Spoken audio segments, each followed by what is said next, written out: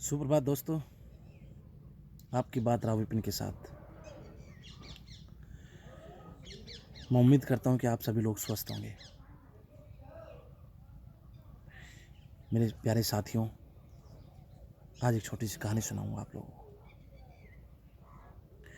ये छोटी सी कहानी इस कोरोना महामारी के अंदर हो सकता है मेरे प्रयास, मेरी जुबानी, ये मेरी कहानी आप लोगों को थोड़ा सा प्रेरित करे और आप स्वस्थ रहें, अपने परिवार वालों को स्वस्थ रखें।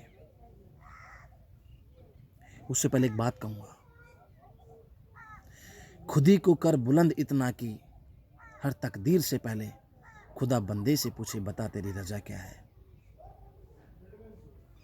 अर्थात अपने आप को इतना दृढ़ निश्चय बनाओ, खुद ही को कर बुलंद इतना कि अपने आप को इतना बुलंद बनाओ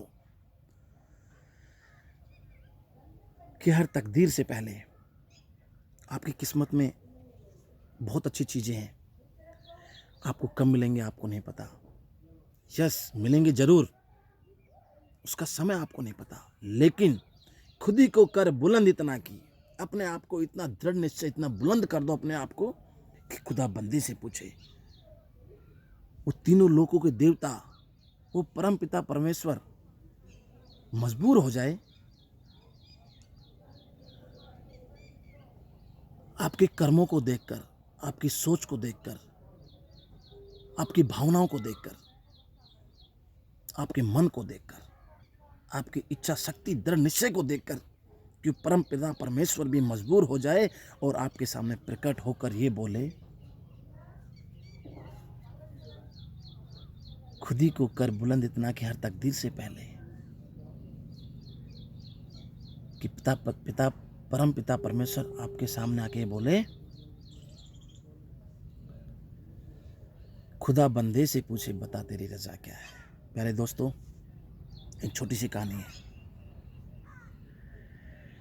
कोरोना किस तरह से फैल रहा है पूरे विश्व में, इसका अंदाजा आप सब लोगों को पता भी और आप लगा भी पा रहे हो, बहुत सारे माध्यम हैं। लेकिन एक कहानी सुनाऊंगा। एक परिवार में 5 सदस्य थे। एक व्यक्ति, उसकी पत्नी, उसके एक छोटा सा बच्चा और उस व्यक्ति के वृद्ध माता पिता। बहुत ही खुशहाल जिंदगी जी रहे थे। वो बड़े प्रसन्न थे, सभी लोग स्वस्थ थे। लेकिन अचानक से एक महामारी आती है, कोरोना। इस कोरोना की महामारी से बहुत सारे लोग अपने परिवार को छोड़कर, इस संसार को छोड़कर चले जाते हैं। ये बात सही है कि जब समय आएगा तो हम सब लोगों को भी ये जगह, ये संसार छोड़ के जाना पड़ेगा। लेकिन कहीं ऐसा ना हो जाए कि हमारी एक छोटी सी गलती हमको समय से पहले, हमें समय से पहले इस संसार को छोड़ के जाना पड़ जाए और हम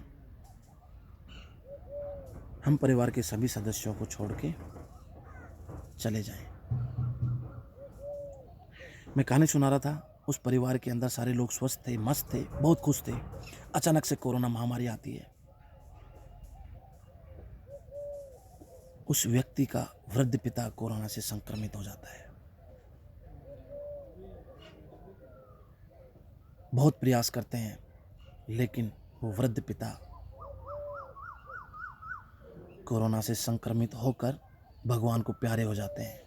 बड़े दुख की घड़ी होती है उस परिवार के सामने। वो अपने आप को संभाल नहीं पाते हैं। बहुत प्यार करता था अपने पिता से। वो अपने पिता की मृत्यु के बाद वो सहम सा गया। वो अपने आप को संभाल नहीं पा रहा था कि कुछ दिन पश्चात ही उसकी माता की रिपोर्ट भी पॉजिटिव आ गई।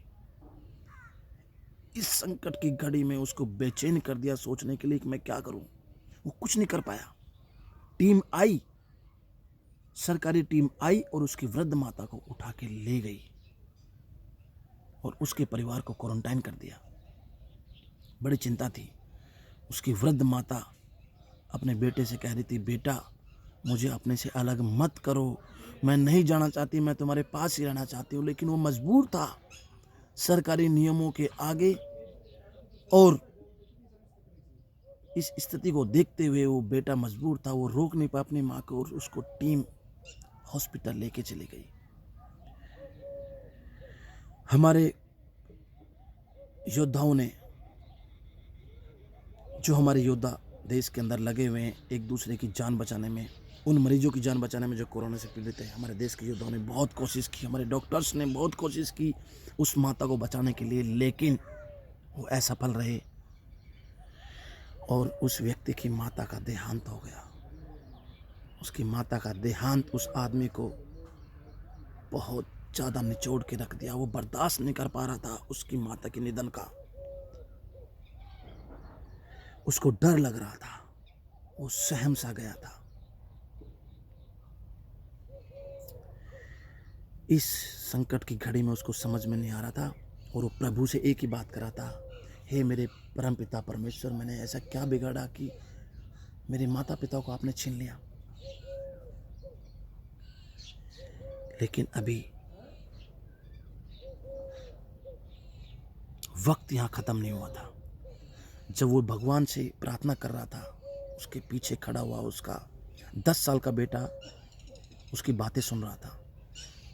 वो देख रहा था अपने पापा को टूटते हुए, वो देख रहा था उस क्षण को कि किस तरह से उसके पापा बिलख रहे हैं, और उसकी आंखों में एक सवाल पैदा हो गया। जैसे उसके पिता ने उसको मुड़ के देखा, उसका बेटा उसके पीछे खड़ा हुआ था, उसकी आंखों में एक सवाल था। उसके पिता ने रोते हुए अपने बेटे से पूछा, बेटा क्या बात है? बहुत गहराई इस बात में। उस 10 साल के बच्चे ने अपने पिता से पूछा, पापा मेरी प्यारी दादी माँ गई, पापा मेरे प्यारे दादा चले गए, अब मुझे ये समझ में नहीं आ रहा कि हम 3 मेंबर हमारे परिवार में बचे हैं, पापा अब किसका नंबर है? पापा अब किसका नंबर है? ये बात सुनकर उसका पिता जोर जोर से रोने लग गया, क्योंकि उसको भी नहीं पता था कि अब किसका नंबर है, और अपने बच्चे के सवाल का वो जवाब नहीं दे पाया। उसको गले लगाया और फूट फूट कर रोने लगा। मेरे प्यारे दोस्तों, मैं आपसे हाथ जोड़कर निवेदन करता हूँ कि कोई बच्चा अपने माँ बाप से या किसी परिवार के सदस्य से ये ना पूछे कि अब किसका नंबर है। इस कहानी से मैं यही मैसेज देना चाहता हूँ कि परिवार में सब स्वस्थ रहें। स्वस्थ कैसे रहेंगे? वो सारी सावधानी बरतें जो सरकार हमें बता रही है, जो डॉक्टर्स हमें सलाह दे रहे हैं। हमारे वृद्ध माता पिता को घर के अंदर ही रखें, और अगर बाहर जा भी रहे हैं तो आप वो पूरी सावधानी बरतें। कहीं ऐसा ना हो कि आप एक छोटी सी लापरवाही के कारण आपके वृद्ध माता पिता उस कोरोना के चपेट में आ जाएं और माता पिता का साया हमारे ऊपर से हट जाए। Be safe, stay at home. जय हिंद, जय भारत।